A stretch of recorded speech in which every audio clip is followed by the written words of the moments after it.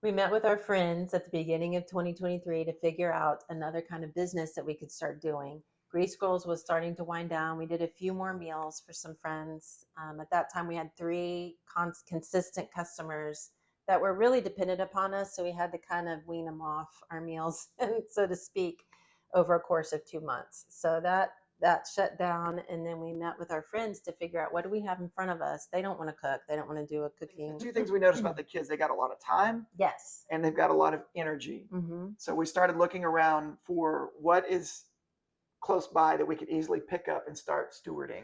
Right. So we went back to our trolling idea of picking up The first heavy thing we trash. thought we were going to do was go out and troll and pick up heavy trash. And so we made a plan. We've been meeting for a couple of weeks. We came up with this idea.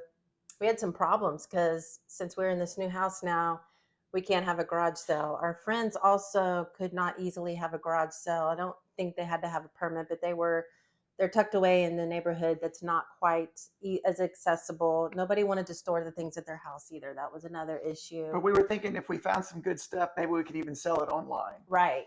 Like through Facebook Marketplace or Craigslist or something. Right. But it was in our hearts to really teach our girls and now their friends about entrepreneurship. What does that look like? What does the stewardship of starting a business from scratch look like from beginning to end? So the very first weekend that we made our plan, the very next heavy trash night, because it only happened once a month, right? We planned to go out as a group that Sunday evening.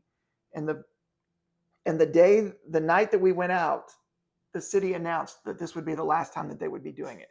So in other words, as soon as we started, the door shut, and there was like, what's the point of even going out and doing this one time if we're not going to get to do it again? And we used it as a teaching lesson that when something doesn't work, as a business owner, you don't just shut down. You figure out how to wait. You don't sit there and say, I can't move forward. You figure out, how can I move forward? Right. And this became the first concept of true entrepreneurship is finding a problem and solving it for other people. It's really what you're doing. You're serving other people by trying to figure out what a problem is that they're experiencing and how can I help solve it. That's what entrepreneurship is. And so a lot of our kids in our group wanted to do this, wanted to do that. And we just started brainstorming ideas. We went to resale shops and picked up old items to maybe resell online. And that's when they learned how to look for value in things. So after meeting and realizing we were probably not going to be able to do this trolling thing and reselling trash, we would meet. We said, okay, let's make a consistent effort to meet on a weekly basis.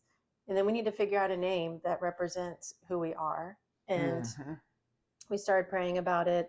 And the 4 kids that were meeting at that time, we were trying to do something fun with the first letters of each of their names. And we wanted to incorporate business, kingdom, and a group of people together with the same common mindset. And so when I entered all of those kind of like a military unit. Right. When I entered all those into a search one morning before meeting, the word cadre came up. And I was like, oh, this has most of the letters of all the kids in our group. And it meant a cadre.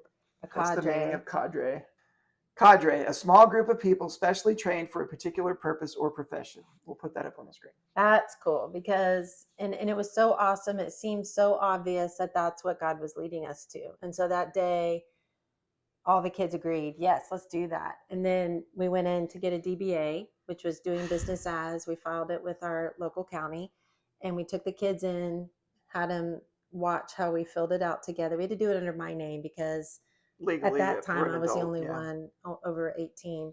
And I was the only one over 18. And so, and for tax reasons, we didn't want any kids' names on the documents. And so that was also about the time we started inviting more of our friends to come on board. We got to be as big as 13 kids at one point. Because they started hearing about it and they're like, hey, I want to be a part of that. I want to be a part of that. And teaching them what it looked like to do design shirts. We had shirts made. We had stickers made at one point. So we did internships. We had meetings with business owners. I set up a meeting with a Chick-fil-A owner who's an acquaintance of mine, and he spent almost 2 hours with us letting the kids see all the ins and outs of how Chick-fil-A works. And there's a reason why Chick-fil-A is there's a big difference and a big reason why Chick-fil-A is totally different than any other restaurant. But we also cleaned some oil stains Right, again right. using those products. The kids got to meet a Navy SEAL who was on SEAL Yes. Team 6. It's that doing the work is just as important as learning the skills. Skill-based learning is really few and far between. It's getting more common these days, but that's one thing that you don't get hands-on training in a lot of education. And so we were wanting to give them hands-on Right. training of what it looks like to do internships in multiple businesses. Homemade chicken feet for our dog as a treat. Yes. And so we thought, well, if our dog likes this, other dogs will like this. So y'all, we went on this whole experience of finding suppliers. We found a farm that Yes. we could get chicken feet from. And that happened through one of the kids in the group whose mom Grandma would go and buy whole chickens at a farm that we didn't even know existed in our was right around the corner. city. It's like out here in the middle of And bustling city. we bought a heat sealer, we bought the bags, and we Mhm. started learning how to. Several of the families also got dehydrators, which was hilarious because everyone had maybe about 30 chicken feet that they're dehydrating at their houses to keep our product line going. We were doing, everybody got a dehydrator or dehydrated chicken in their ovens. So we were sending these raw chicken feet home with different families. They were dehydrating them, and then they were figuring out how to seal them in vacuum bags. Yes. And so And they were learning about manufacturing and research and development. Yeah, I was getting ready to say R&D. And unfortunately, the chicken feet never took off because we could never figure out how to keep them from spoiling. For some reason, they would always mold. Yeah. We also started looking for internships, which were basically opportunities for small business owners to let the kids come in and do some kind of basic work to make some money, but get to be in the environment. And one day we were at a kombucha company, which is a beverage, a health drink, if you will. It's tea. It's fermented tea. And we were talking with the owner, and we asked him, well, what's your biggest challenge? And he said, I really need help with labor or with workers. And we said, would you be open to having some teenagers come help out? And he's like, yeah, it's really basic. So we would put 2 kids each week working for him. They got to make some money, and they also got to see and learn about how his business worked. And then we would talk to them each week about what they were learning, what they liked, what they didn't like. Right. And we taught them to be open to new experiences, go try things out. It doesn't mean you're going to do that for the rest of your life. Right. And some kids would go once and say, I hate this. I don't ever want to do it again. And some of them said, I love this. And as we didn't change the name, but we started referring to ourselves as cadre collectives because it became a collective of several things that we were trying, selling, experiencing. And as a collective, we all agreed that the kids agreed too that it's not about making money. And so they made minimum wage at this kombucha company, but learned that as a business owner, you're not going to make a whole lot of money at first. And sometimes you have to take some of that money and put it back into the business. So, and other people get paid first and you get paid last. And so they were seeing that, okay, taking the money, taking half of this out and putting it back into what that actually looks like out of their paychecks. And then one of the kids within our group also was practicing accounting skills because he loves numbers. And so we would put him along with his mom in charge of figuring out, okay, we got this check from the kombucha company. How much does each person get based on the hours they worked? And then what does that look like since we're all part business owners in this? How much do we need to put back into the company for operating expenses? Right. So that was really, really an awesome experience. In the last few years, my business travel picked up again, and we started going on trips again.